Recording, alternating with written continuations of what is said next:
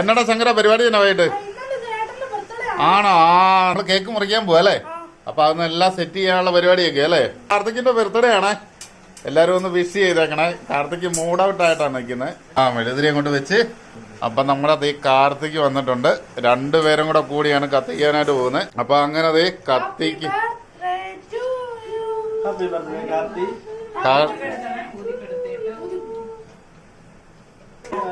ആണോ? തുടങ്ങിയാലോ?